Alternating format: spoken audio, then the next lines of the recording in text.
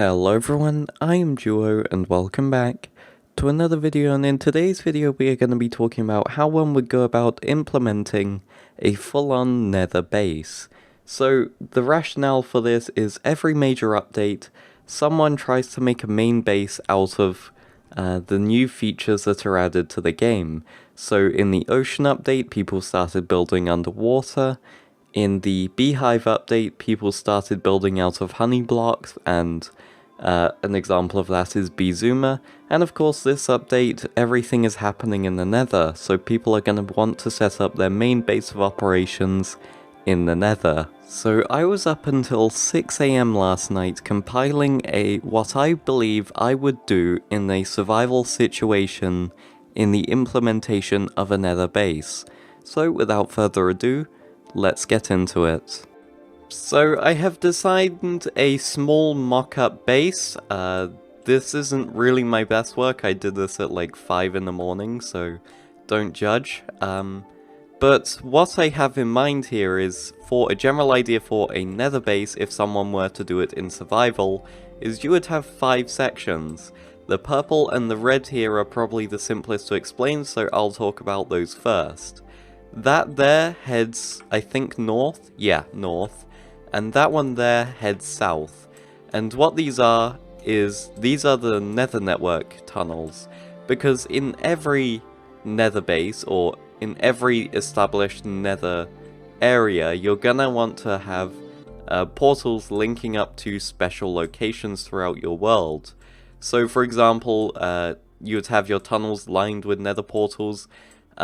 I've limited it to 2 tunnels, one for either direction, mainly because I want to keep this organized. I know some people have nether tunnels that go into a full-on maze, but if you want to have them easy to navigate, a north and south tunnel or east and west tunnel exclusively are fine. That way you don't have crossovers, you don't have annoying spaghetti, so it's good.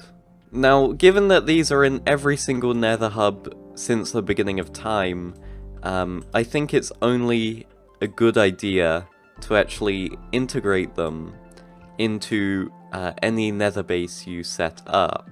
Assuming, of course, that you're the only person in the nether and it's a single player world, otherwise you may have to switch up your plans. Now let's move on to the yellow stream that I have coming off of here.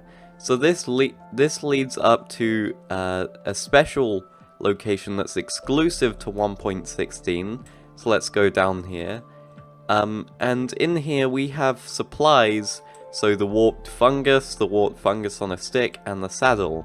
And if you were able to guess correctly in that short amount of time I gave you, this is effectively the Strider station. So these are a new mob, and they're actually extremely useful in the latest update.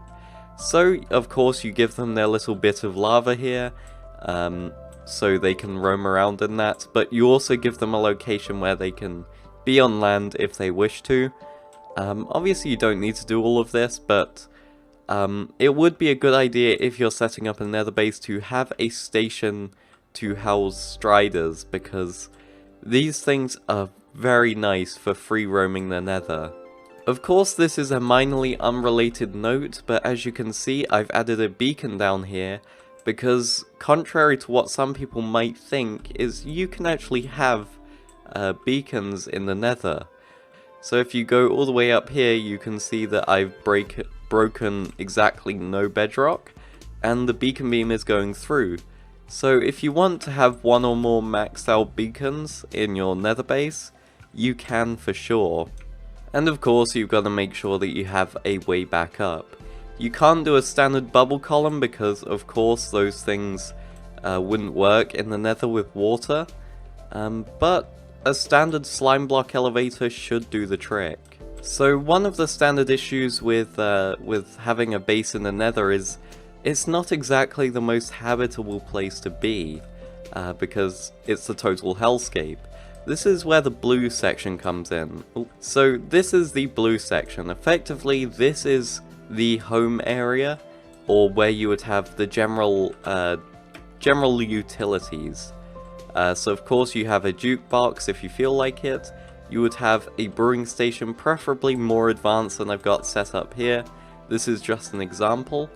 And of course, you have a carpeted area with a lodestone. So this is what your compass will always point to, so if you get lost in the nether, of course you can remember the coordinates, but it's useful to have this here. And every self-respecting nether base, or any base for that matter, should have a place for you to get on the roof for if you have an elytra. Now you might be wondering why I'm dodging the carpet down here, and that's because I have Soul Speed 3 on my boots. And this is very useful because there's soul soil down here, and of course that means I can traverse this base very fast. Of course you have other necessities here, like a furnace, auto smelter type thing, storage room. These things are pretty much the same as they would be in an overworld base. Same thing with the enchanting station here, you've got the grindstone so you can disenchant. But then you're probably left wondering, how could you get infinite water sources, and how can you get beds in the nether? Well, quite simply you can't, because everybody knows that if you place a bed in the nether, you're pretty much screwed, and you're also a total idiot. So, I have a solution here. It's quite a simple solution, but it works. So, it's a single room in the overworld containing exactly what I need, an infinite water source, and a bed so I can sleep.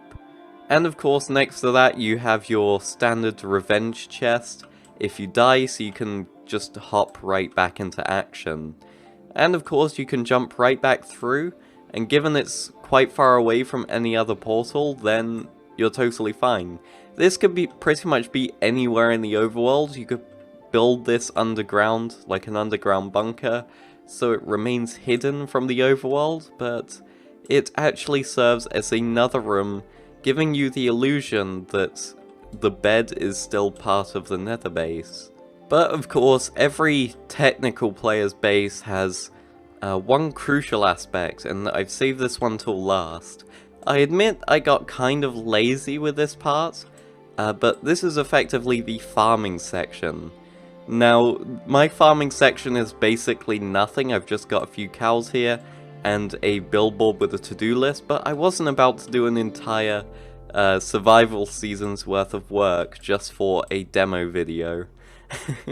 So on this side of the board we have farms that we probably can't do in the nether, so you've got sugarcane, ice, snow, iron, and of course raid farms. But on the other side, on the flip side, you have things that you can do.